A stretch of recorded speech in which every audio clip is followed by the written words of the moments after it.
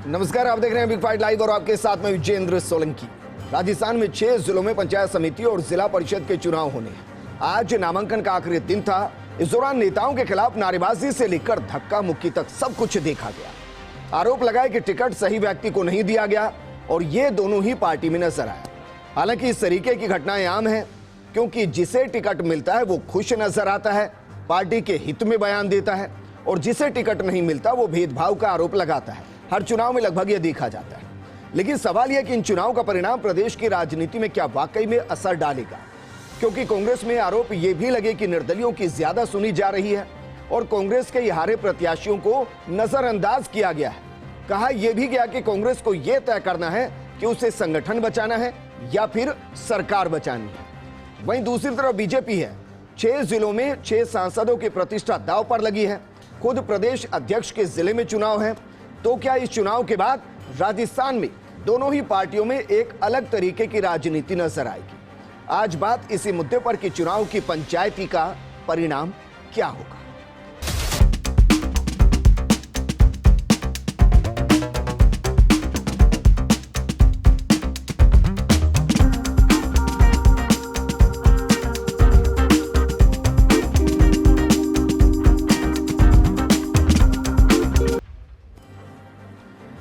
आगे बढ़े उससे पहले आपको 8 महीने पीछे लेकर चलते हैं। दिसंबर महीने में 21 जिलों में पंचायत के और जिला परिषद के चुनाव हुए थे। कांग्रेस की सिर्फ 5 जिला परिषदों में ही जीत सकी थी, जबकि विपक्ष की बात करें यानी कि बीजेपी की बात करें तो बड़ी बढ़त लेते हुए 12 जिला परिषदों में अपना बोर्ड बनाया था। ऐसे में कांग्रेस अगर सभी 6 जिला परिषदों के चुनाव को जीत भी लेती है तो बीजेपी से आंकड़ों के आधार पर नीचे रहेगी, और अगर बीजेपी हार गई तो संदेश जाएगा कि अपनी ही जीत को बीजेपी आगे नहीं बढ़ा पाई। इस खास मुद्दे पर बात करने के लिए हमारे साथ जुड़े हैं खास मेहमान। हमारे साथ है बीजेपी विधायक रामलाल शर्मा जी, कांग्रेस नेता आरसी चौधरी जी और मिथिलेश जामिनी जी राजनीतिक विश्लेषक के तौर पर हमारे साथ जुड़े हैं। रामलाल शर्मा जी, गोविंद सिंह डोटासरा कह रहे हैं कि बीजेपी बिखरी पड़ी है, टूटी हुई है, कुछ नहीं होना जाना। जो दिसंबर में किया था अगस्त में ऐसा कुछ नहीं होगा। अगस्त क्रांति आएगी, कांग्रेस के पक्ष में आएगी। देखिए विजेंद्र जी, ये तो आने वाला वक्त ही बताएगा कि क्रांति किसके अंदर आती है। क्रांति जनता करने के लिए तैयार बैठी है। 2.5 सालों के अंदर कांग्रेस ने ऐसा कोई काम नहीं किया कि जिस काम के आधार पर ये वोट मांगने के लिए जनता के बीच में जा सके जी। अब गोविंद सिंह जी डोटासरा कह रहे हैं कि ये भारतीय जनता पार्टी बिखरी हुई और टूटी हुई है, तो ये तो प्रदेश की जनता भी जानती है कि बिखरी हुई कौन है, टूटी हुई कौन है, किस पार्टी के अंदर नेता और उनके कार्यकर्ता किस तरीके से एक दूसरे को नकारात्मकता और दृष्टि से देखने का काम भी कर रहे हैं, कहने का काम भी कर रहे हैं जी। आज कांग्रेस का संगठन प्रदेश के अंदर नहीं है। इनके प्रदेश के पदाधिकारियों की घोषणा के अलावा नीचे का संगठन इनका बना हुआ नहीं है। इन्हीं के विधायक सर्वोपरि है, वही संगठन को चलाने का काम कर रहे हैं। संगठन के कार्यकर्ताओं को कोई तवज्जो नहीं दी जा रही। इन्हीं के जो पार्टी के उम्मीदवार। लेकिन रामलाल शर्मा जी, आप ये भी तो मानेंगे ना सर कि अगर संगठन नहीं है उसके बाद भी सुजानगढ़ को जीता गया, सहाड़ा को जीता गया, उस दौरान तो आपका मजबूत संगठन था, फिर भी 3 में 1-2 से आप हार गए थे। देखिए विजेंद्र जी, वो तीनों चुनाव सहानुभूति के चुनाव थे। वो तीनों चुनाव सहानुभूति के चुनाव थे और सहानुभूति के आधार के ऊपर तीनों सीटों के अंदर उनके उत्तराधिकारियों ने चुनाव जीता है। इस बात को हम सबको मानना भी चाहिए। लेकिन ये चुनाव ऐसा है जो जनता की पीड़ा की अभिव्यक्ति करने वाला चुनाव है कि सरकार ने क्या काम किए है, और इन 2.5 सालों के अंदर सरकार ने ऐसा कोई काम नहीं किया कि जनता उसको स्वीकार करे, अंगीकार करे।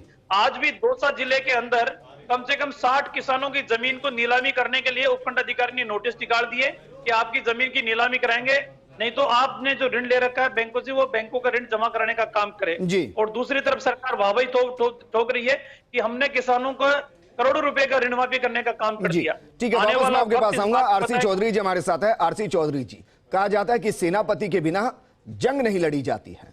जब संगठन जिला स्तर पर है ही नहीं, ब्लॉक स्तर पर है ही नहीं, तो फिर जिला पंचायत और परिषद के चुनाव को लड़ेंगे कैसे और जीतेंगे कैसे? विजेंद्र जी, मैं ये कहना चाहूंगा कि राजस्थान प्रदेश कांग्रेस कमेटी के अध्यक्ष के नेतृत्व में तमाम जो प्रदेश की कार्यकारिणी जिलों से सदैव और सतत संवाद के साथ में जो हमारे पूर्ववर्ती जो जिलाध्यक्ष हैं, चाहे ब्लॉक के अध्यक्ष हैं, तमाम जो कार्यकारी पदाधिकारी हैं, वो उसी प्रकार से सक्रिय होकर काम कर रहे हैं।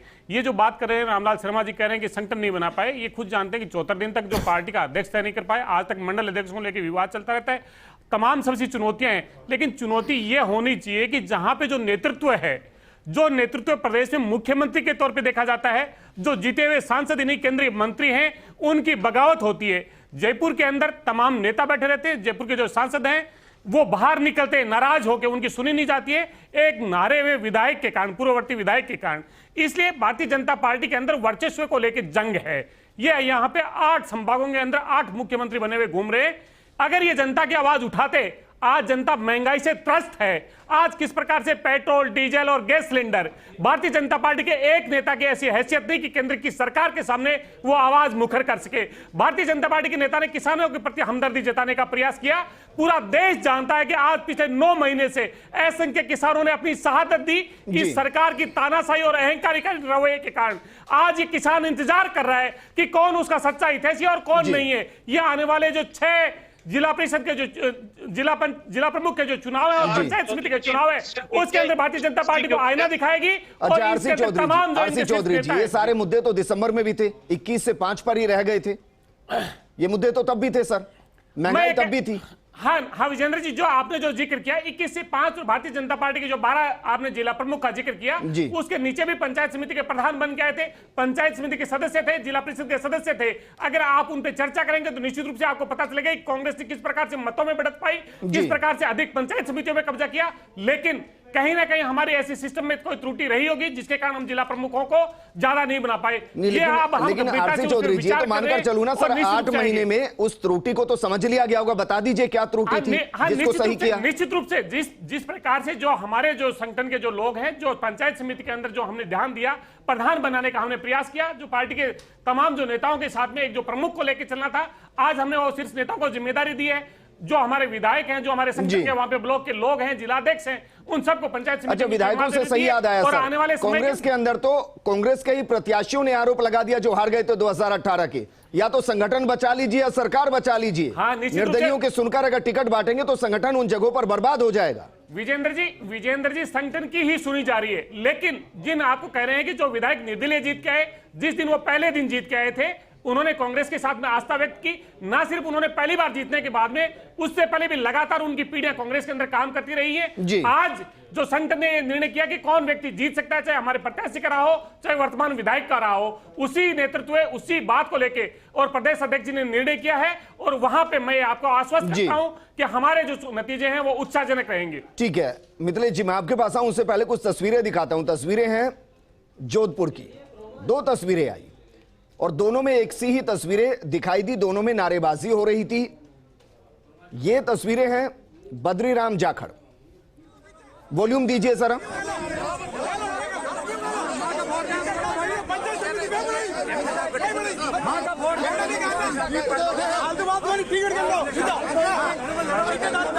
एक और तस्वीर दिखाइए जरा जोधपुर की ही, दोनों पार्टियों की तस्वीरें सामने आई।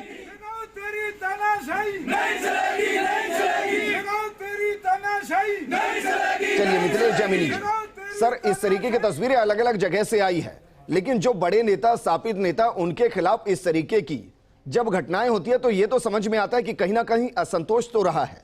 अब वो किसी भी स्तर पर हो सकता है, जिसको टिकट नहीं मिलता वो नारेबाजी करता है और जिसको मिल जाता है वो स्वामी भक्ति यानी कि पार्टी में आस्था नजर आती है। इस चुनाव को आप दोनों ही पार्टियों में किस तरीके से देखते हैं? देखिए विजेंद्र जी, जो अभी आपने दोनों वीडियो दिखाए वो बहुत इंपॉर्टेंट है क्योंकि गृह जिला मुख्यमंत्री जी का भी है और जो गजेंद्र सिंह शेखावत जी केंद्रीय मंत्री है उनका भी है।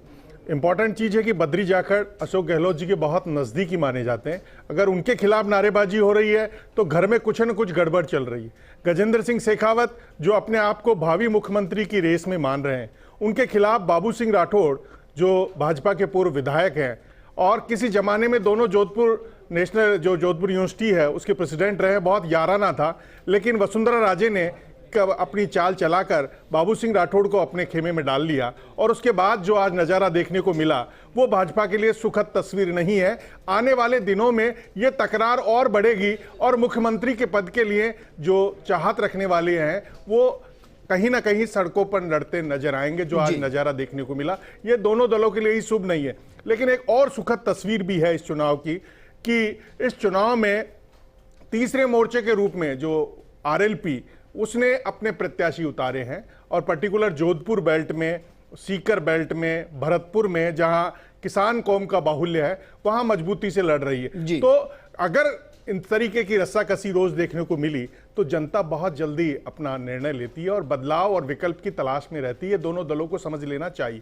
तो एक तीसरा विकल्प तैयार हो रहा है। लेकिन एक और सुखद तस्वीर जो कांग्रेस के पक्ष में मैं कहना चाहूंगा कि जयपुर जिले में नई पंचायत समितियां बनी, उसके बावजूद टिकट वितरण में कोई बड़ा बवाल नहीं देखने को मिला। उसका एक रीजन रहा कि यहां जो कमान संभाल रहे हैं गोविंद मेघवाल, और जो यहाँ कृषि मंत्री लालचंद कटारिया और आमेर विधायक नहीं जो चुनाव हार गए प्रशांत शर्मा, सबने मिलकर, बाबूलाल नागर, इन्होंने मिलकर जिस तरीके से टिकटों का डिस्ट्रीब्यूशन किया कि आप अपना बता दीजिए, अगर ज्यादा उम्मीदवार आपको लगता है जीता हो तो आप फैसला कर लीजिए। तो जो सहमति के आधार पर जो निर्णय लिए गए वो कांग्रेस के पक्ष में जा रहे। तीसरा चाल जो राजनीति के जादूगर अशोक गहलोत उन्होंने आज चल दिया कि 80 गांवों को सूखा बाढ़ग्रस्त घोषित कर दिया। इसके अलावा 50,000 रुपए का लोन देने की घोषणा कर दी। जो यूथ है उनको 5 लाख को दिया जाएगा, 3 महीने का उसमें मोरिटोरियम रहेगा और उनको 3 साल में चुकाना है। तो जो कोरोना मैनेजमेंट है उस कोरोना मैनेजमेंट में एक बड़ी गिफ्ट है जी। इसके अलावा अशोक गहलोत को पता है कि जिस बेल्ट में चुनाव हो रहा है वहां कैंसर बहुत तेजी से बढ़ रहा है। तो अशोक गहलोत ने एक बहुत बड़ी गिफ्ट दी है राजस्थान को कि पहला पैलेटिव स्पेशलिस्ट अपॉइंट किया है राजस्थान में, जो अब तक केवल पीजीआई चंडीगढ़ में था। जो असाध्य कैंसर है जो मेटास्टेटिक होता है उसमें जो दर्द होता है, आपको लगता है कि वो जिला परिषद और पंचायत समिति के चुनाव में सब कुछ मैटर करेगा? बिल्कुल। उन्होंने जो कल बयान दिया जो झंडारोहण के बाद, वो पूरी तरह राजनीति से सरोबार था और इस चुनाव को प्रभावित करने वाला था। उन्होंने प्रधानमंत्री नरेंद्र मोदी पर टिप्पणी करते हुए कहा कि वो जवाहरलाल नेहरू, राजीव गांधी और इंदिरा गांधी जैसे नेताओं के त्याग को और बलिदान को भूल गए और असहमति को तो हर बयान में, हर भाषण को हर भाषण में बोल रहा है। लेकिन सर वो राजनीति ये तो बीते दिसंबर में भी सुना होगा, तब भी यही नजर आया होगा। परिणाम तो बहुत अलग था ना। देखिए दिसंबर के हालात और अब के हालात, जो कोरोना मैनेजमेंट में अशोक गहलोत का रूप देखने को मिला है, वो इस सरकार का रूप देखने को मिला, वो पॉजिटिव रहा है। तमाम जो आप ये कह रहे हैं कि जिला परिषद और पंचायत समिति के लिए प्रत्याशी को वोट नहीं पड़ेगा, आप ये कह रहे हैं? देखिए प्रत्याशी को वोट पड़ेगा, लेकिन मैनेजमेंट, इलेक्शन मैनेजमेंट और जो कैंडिडेट सिलेक्शन और जो नेताओं की छवि है वो बहुत काम करती है। ठीक है। और ये चुनाव अभी आपने तबादलों का आंकड़ा बढ़ा दिया कि जो बिल्कुल जिले हैं जहां पे डेजर्ट जिले हैं, जो जिनको प्रतिबंधित जिले हैं उनमें भी ट्रांसफर होंगे। तो कई चीजें अशोक गहलोत ने अपने चुनाव में वोट खींचने के लिए, रामलाल शर्मा जी, नगर निगम जिला परिषद में अगर बीजेपी जहां जहां हारेगी, क्या वहां यह कहा जाएगा कि वहां के सांसद और वहां से चुने हुए या हारे हुए जो भी विधायक हैं वो हार गए हैं? ये माना जाएगा, नहीं माना जाएगा? देखिए विजेंद्र जी, जो हालात प्रदेश के बने हुए हैं उन प्रदेश के हालातों के अंदर मैं पूरे दावे के और विश्वास के साथ कह सकता हूं कि 6 की 6 जिला प्रमुख और इनके अधीन जो आने वाले जो प्रधान बनेंगे वो भारतीय जनता पार्टी के बनेंगे। आज गांवों के अंदर जाके तो देखो, बिजली के दरों के अंदर बढ़ोतरी, साथ में बिजली की लाखों रुपए की VCR, भामाशाह स्वास्थ्य योजना बंद, गरीब आदमियों का इलाज बंद, ग्रामीण क्षेत्र के अंदर जो सुविधाएं दी जाती थी उस सारी सुविधाओं को बंद करने का काम किया है। अब मुख्यमंत्री जी अशोक गहलोत साहब सिर्फ घोषणाएं करते हैं, घोषणाओं को क्रियान्वित तो करते नहीं। आज विधानसभा का सत्र आने वाला है, सरकार बताए तो सही कि 2.5 साल के अंदर ऐसा कौन सा तीर मार लिया जो जनता इनकी वाहवाही करेंगे। मैं दावे के साथ कह रहा हूं कि इन 6 की 6 जिला प्रमुखों के ऊपर भारतीय जनता पार्टी का कब्जा रहेगा। सर ये तो बाई इलेक्शन विधानसभा में भी दावा किया गया था, उसके बाद फिर अभी आप बयान दे रहे हैं कि वो तो संवेदनाओं पर लड़ा गया था। जब जहां जहां हारते जाएंगे वहां के कारण निकलते रहेंगे, तो एक स्ट्रेटेजी प्लानिंग का हिस्सा होता है, मैं उसको मानता हूं। लेकिन क्या ये माने कि जहां जीतेंगे वहां क्रेडिट दिया जाएगा, जहां हारेंगे वहां डिमोशन किया जाएगा, ये ऐसा कुछ नहीं होगा? भारतीय के तमाम कार्यकर्ता, चाहे छोटा कार्यकर्ता हो चाहे बड़ा कार्यकर्ता हो, सब एक कदम के ऊपर बैठ के निर्णय कर रहे हैं, टिकट वितरण कर रहे हैं और टिकट वितरण के साथ में एक टीम भावना के रूप में चुनाव लड़ रहे हैं और टीम भावना के रूप में हमारी जीत सुनिश्चित है। जी ठीक है। मिथिलेश जी आपसे कुछ पूछना चाह रहे हैं? मैं रामलाल जी आपसे पूछना चाहता हूं कि पार्टी विद डिसिप्लिन है, अनुशासित कार्यकर्ता है, तो फिर 4 घंटे पहले आपने अपने नाम जो प्रत्याशी उनके नामों की घोषणा क्यों की? 2 दिन पहले कर देते घोषणा। रामलाल शर्मा जी, वक्त की कमी है सर, कम शब्दों में जवाब दीजिए। देखिए मिथिलेश जी, ये चुनाव की रणनीति होती है और चुनाव के अंदर एक कार्यकर्ता टिकट नहीं मांगता है, अनेकों कार्यकर्ता टिकट मांगते हैं। भारतीय जनता पार्टी और कांग्रेस दोनों ही पार्टियां ये करती है कि उनके बागी जो उम्मीदवार है वो कम से कम बने। समय रहते अगर आपने टिकट का वितरण कर दिया तो आपके अंदर असंतोष बढ़ने की संभावना ज्यादा रहती है, बागी उम्मीदवार लड़ने की संभावना ज्यादा रहती है। तो ये एक रणनीति का पार्ट है। अच्छा, ये माने कि अगर 2 दिन पहले टिकटों का बंटवारा हो जाता तो फिर हाथापाई ज्यादा होती? बीजेपी में असंतोष निकलकर सामने आता। आरसी चौधरी जी, मुझे वो लाइन बताइए जिसके ऊपर इस चुनाव को लड़ा जाएगा। विजेंद्र जी, मैं ये कहना चाहूंगा कि भारतीय जनता पार्टी के मुख्य प्रवक्ता और विधायक भी हैं, ये किस प्रकार से भ्रम फैला रहे हैं। इन्होंने कहा कि भामाशाह योजना बंद कर दी।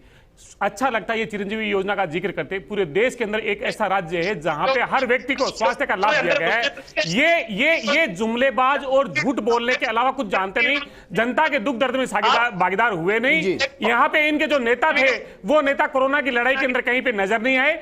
आज सरकार के किए हुए कार्य और संगठन, ये दोनों मिलके, और इस राजस्थान के अंदर इन रामलाल जी से कहिए कि अगर अपने वचन पे रहे, आज 4 आपके जिला प्रमुख हैं, 33 आपके प्रधान हैं, आने वाले समय में जब नतीजे आएंगे हम यहीं पे डिबेट करेंगे। अगर आपसे ज्यादा नहीं आए तो आप दे सकेंगे, हम वैसे करने के लिए तैयार हैं। चौधरी जी, मैंने एक लाइन का सवाल आपसे किया था, वो कौन सी लाइन होगी जिस पर चुनाव लड़ा जाएगा? देखिए, मैं कह रहा हूं सरकार की उपलब्धियां और संगठन के जो कार्यकर्ता हैं उनकी कोरोना महामारी के अंदर किए हुए काम और संगठन के प्रति प्रतिबद्धता, ये दोनों ही मायने रखेंगे। अच्छा, तो मानकर चलूं जहां जहां जिलों के अंदर जीतते जाएंगे वहां वहां जिस जिसकी महत्वपूर्ण भूमिका होगी उसको जिला अध्यक्ष वहां पर बना दिया जाएगा, बेशक एआईसीसी में नाम किसी और का गया हो। देखिए, एआईसीसी में नाम भी उसी का गया जो कार्यकर्ताओं की आवाज बन के आया। बड़े लेवल पे हमने तमाम मिथिलेश जैमिनी जी, क्या आपको लगता है, एक लाइन में बताइएगा, इसका परिणाम राजस्थान की सियासत में दोनों पार्टियों में एक बड़ा बदलाव कर सकता है? देखिए, बड़ा बदलाव की कोई उम्मीद मुझे नजर नहीं आ रही, क्योंकि सतीश पूनिया जी की अगर कोई उपलब्धि रही है तो पंचायत चुनाव ही रहे हैं, क्योंकि 14 जिला परिषदों में इन्होंने पहले जीत हासिल की और 6 में और जीतते हैं तो निश्चित रूप से इनका खेमा मजबूत होगा। और भरतपुर में जो जगत सिंह जी को लिया है उसका भी बेनिफिट मिलेगा या नहीं मिलेगा। कांग्रेस को वहां सुभाष गर्ग जी जो अपने वार्ड में नहीं जीता पाए थे, संजीवनी दे पाएंगे या नहीं दे पाएंगे, ये चुनाव के नतीजों के बाद देखने को मिलेगा। शुक्रिया सर हमारे साथ जुड़ने के लिए। आरसी चौधरी जी आपका भी शुक्रिया, रामलाल जी आपका भी शुक्रिया। चुनाव है, चुनाव में बस आप इस बात का ध्यान रखिएगा, आपके लिए जो बेहतरीन काम करता हो या जो काम करता है उसका चुनाव कीजिएगा, क्योंकि वही विकास करेगा। नमस्कार।